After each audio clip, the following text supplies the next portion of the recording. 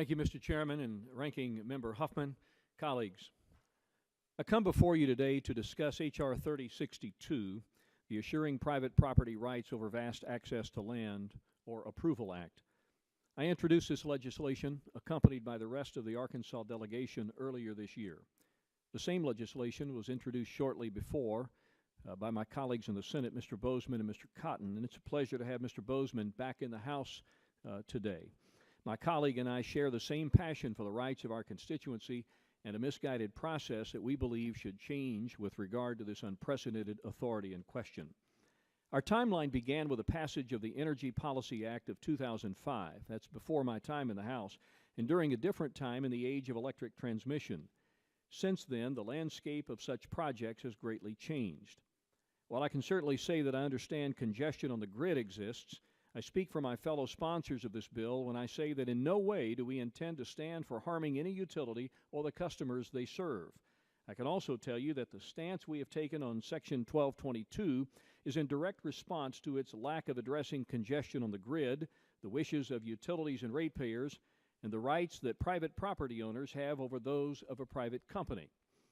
For those who have not ever heard of Section 1222 of the Energy Policy Act, that's likely because this mechanism is one that is yet to be used in its 10 years of statutory existence.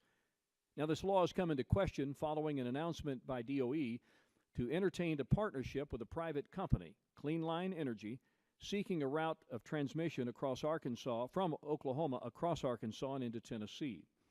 Initially, this company was denied certification to exist as a utility by the Arkansas Public Utility Commission, Public Service Commission, because the project was determined not to be in the best interest of Arkansans.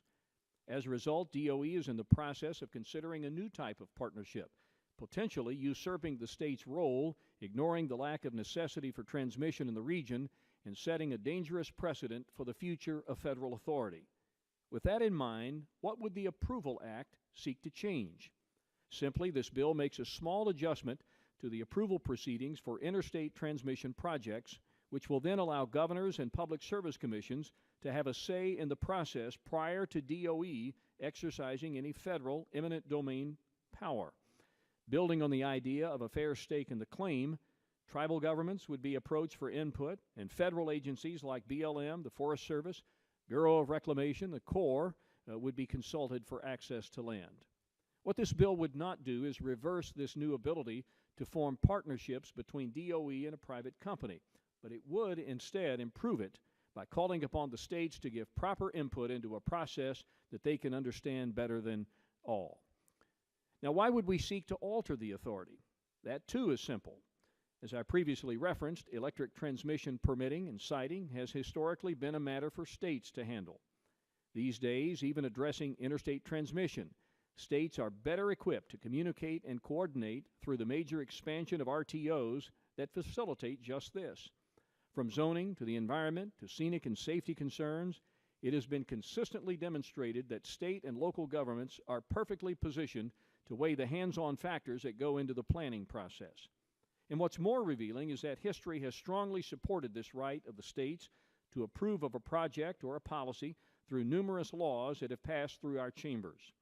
The fact of the matter is this legislation is a culmination of concerns surrounding states' rights that are held at the will of a closed-door process with a claim of support for jobs and necessary infrastructure at the helm. Don't allow off-base claims to the contrary to blind a deep assessment of this never-before-used process. I come before you today to champion what history has shown to be successful, to stand for the expertise that only those on the ground locally can have in these matters, and to make sure that clarity in a process that, if undertaken, will set new precedent is most important.